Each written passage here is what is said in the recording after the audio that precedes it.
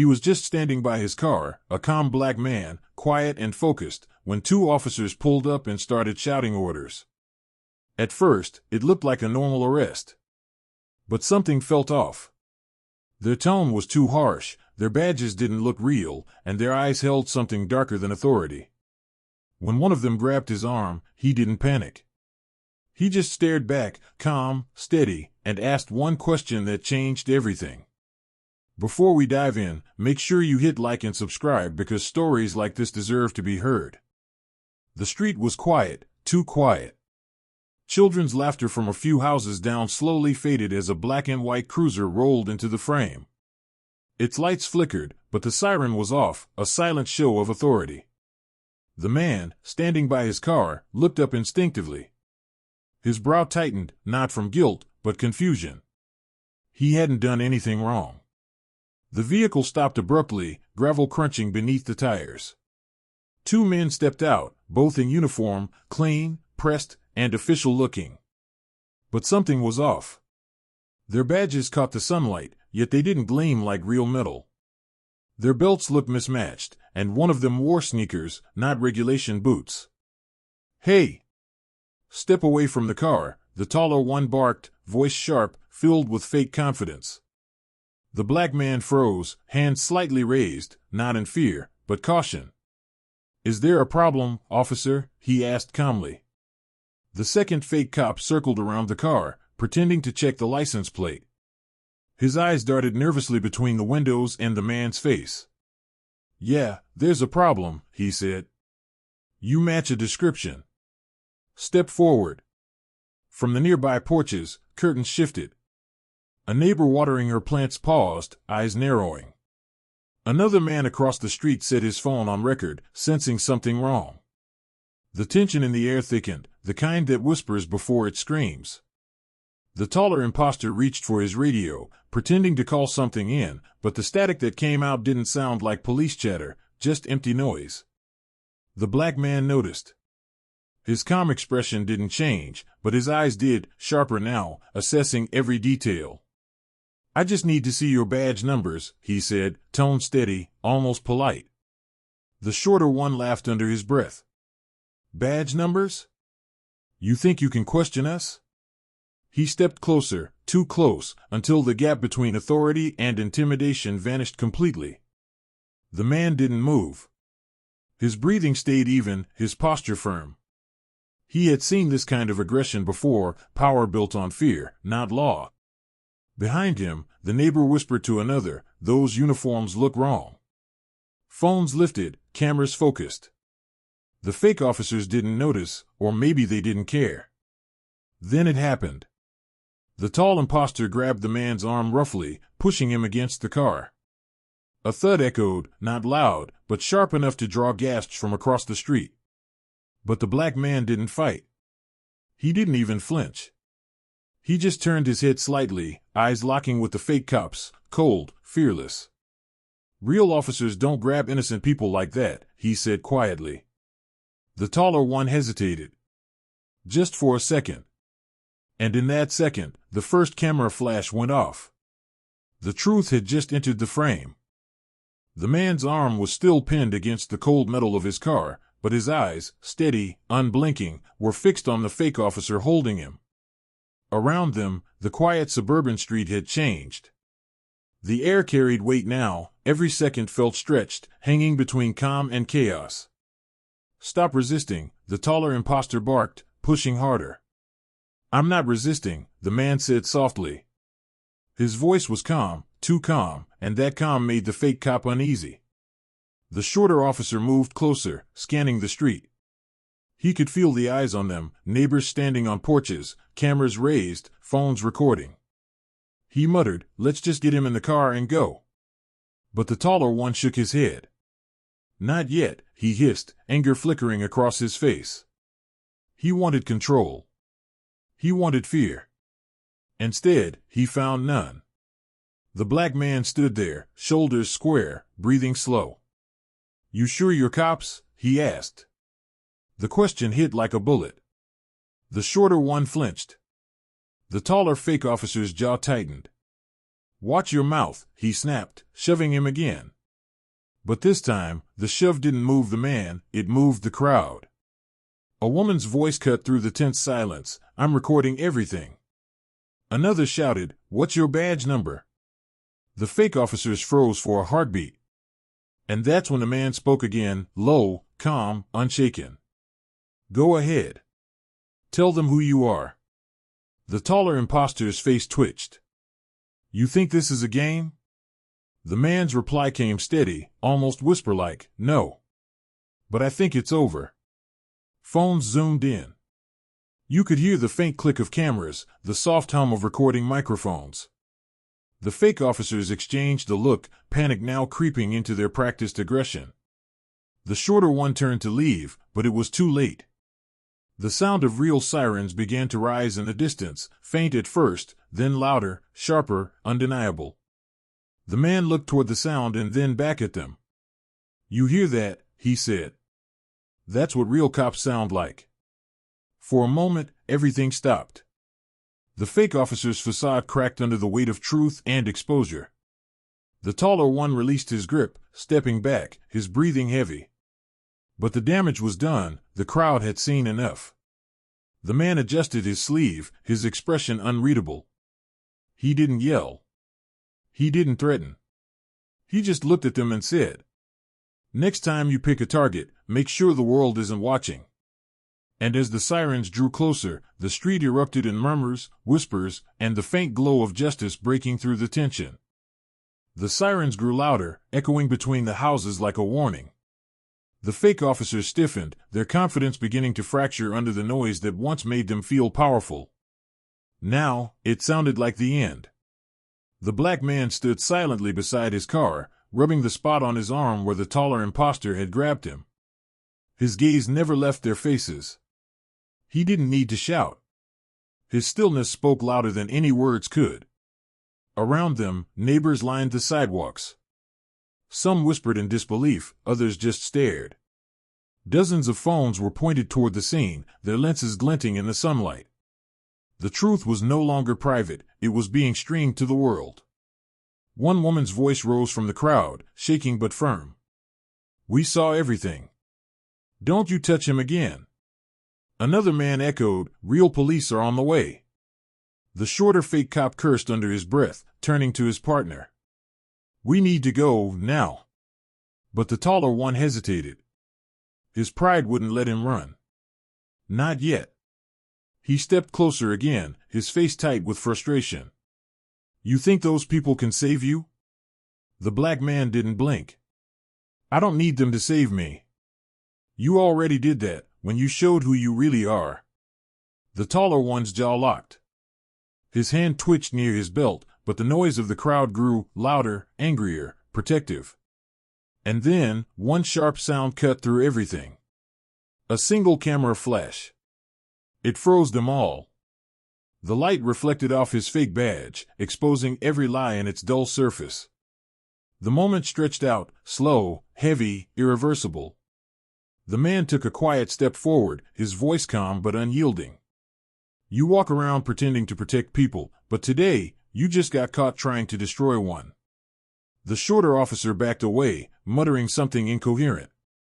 The taller one finally dropped the act, ripping off his sunglasses and scanning the crowd with desperate eyes. No escape. No control.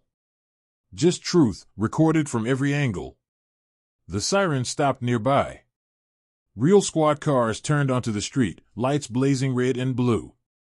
The fake officers froze in place, caught between the man they tried to frame and the justice they could no longer fake. The black man exhaled, slow and steady. For the first time, the tension in his shoulders eased. He didn't smile. He didn't gloat. He simply stepped aside and said, "Let them handle it now." As the real officers approached, the imposter's illusion of power crumbled completely. The crowd watched in silence. Truth had won, not through violence, but through calm resistance. And in that moment, every camera caught the same thing. A man who didn't fight back, yet refused to be broken. The street had fallen into an eerie silence. The fake officers stood frozen, their backs against the flashing red and blue glow that now painted the houses in streaks of justice. The real police were here. Doors opened. 2 real officers stepped out, calm but cautious. One of them rested a hand on his holster while scanning the scene, the crowd, the cameras, the imposters standing stiff beside the car. "What's going on here?" the senior officer asked, voice sharp, trained, real. The taller fake cop opened his mouth, struggling to find control again. We were just detaining this man for questioning." He matched the description. The real officer's eyes flicked toward the black man. His shirt was slightly wrinkled from the grab, but his composure was flawless.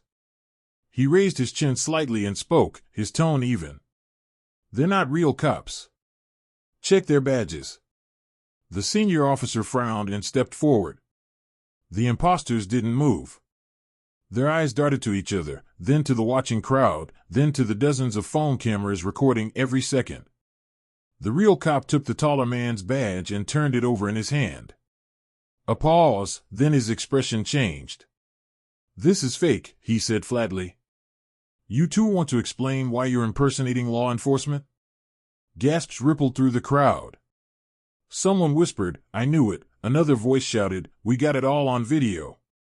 The shorter imposter tried to speak. "It's not what it looks like." But the real officer cut him off. "Then you won't mind if we verify your credentials." The taller one finally broke, stammering. "Listen, it's a misunderstanding. We were just trying to—" "To what?" the officer interrupted coldly. "Harass an innocent man?" The taller fake cop's voice trailed off, swallowed by the sound of the crowd murmuring, filming, whispering words like liars, pretenders, criminals. The black man remained still, watching. Not smug. Not triumphant. Just quiet, his calm presence now a mirror to their unraveling. As one of the real officers handcuffed the imposters, the taller one tried to look at the man he'd assaulted. "You think you're a hero now?" he sneered weakly. The man's reply was quiet but powerful. "No. I just think people should stop pretending to be what they're not." The taller imposter looked away. Cameras clicked again, final proof of their downfall. As they were led toward the squad car, the crowd parted like a tide. For the first time all day, the street felt lighter. Neighbors lowered their phones, some shaking their heads, others sighing in relief. The man stood beside his car once more, the same place it had all begun. Only now, the silence wasn't heavy. It was peaceful. And above it all, the hum of justice lingered in the air. The flashing lights bathed the street in red and blue, like a pulse of justice cutting through the calm afternoon. The imposters sat on the curb now, wrists bound, their uniforms suddenly looking like costumes, cheap fabric wrapped around failed authority. The real officers moved methodically, collecting the fake badges, radios, and unmarked weapons. Every piece they pulled from the imposters' belts told a story of deceit. The taller one tried to look unbothered, but his eyes betrayed him, darting between the cameras and the man he had tried to humiliate. The black man stood quietly a few feet away. He hadn't said much since the arrest. He didn't need to. His silence had more weight than their shouting ever did. His calm wasn't weakness, it was control. It was the kind of strength that comes from knowing the truth is finally louder than lies. A real officer approached him. "Sir, are you okay?" He nodded once. "I'm fine. Just tired of pretending I have to prove I'm innocent." The officer hesitated, guilt flickering across his face. "We'll make sure they answer for this." The man's voice was low, steady. "Just make sure this time, it's seen." Behind them, the crowd hadn't left. Neighbors whispered, recording the final moments. What had started as fear had become solidarity. People who never spoke to one another now stood side by side, united by outrage and relief. One young woman stepped forward, phone still raised. "You handled that better than anyone I've ever seen," she said. The man gave a faint smile. Sometimes the best way to fight is not to fight at all. For a moment, there was quiet. The sirens had stopped, the imposters were being driven away, and the only sound was the soft hum of the real police radios. As the car doors closed on the fake cops, the taller one turned his head, eyes meeting the man's one last time. There was no anger in that look anymore, only defeat. The man didn't gloat. He simply nodded, a silent acknowledgement that the truth had won. A breeze swept down the street, carrying away the noise, the tension, the weight of the moment. The man exhaled slowly, his reflection glinting faintly in the car window beside him. He looked at the gathering crowd and said quietly, "Record everything. That's how the truth survives." The camera phone stayed up, capturing him one last time, not as a victim, but as a reminder. As the squad car disappeared into the distance, the neighborhood slowly returned to its rhythm. But something in the air had changed, something permanent. For once, justice hadn't just arrived. It had been witnessed. The sun was lower now, casting long shadows across the quiet street where it had all happened. The flashing lights were gone, the crowd had dispersed, and only the faint echo of sirens lingered somewhere in the distance. The black man stood beside his car, the same place he had been when it all began. But now, everything felt different. The air was lighter. The silence, peaceful. A neighbor walked up slowly, holding her phone. "You okay?" she asked softly. He nodded, his eyes calm. "Yeah. It's over." She hesitated, then added, "People are already posting the video. It's everywhere." He looked down for a moment, a faint sigh leaving his chest. "Good," he said. "Maybe next time, they'll think twice before pretending to be what they're not." A gentle breeze moved through the trees. Somewhere down the street, a child laughed, breaking the stillness. It was as if the neighborhood was finally breathing again.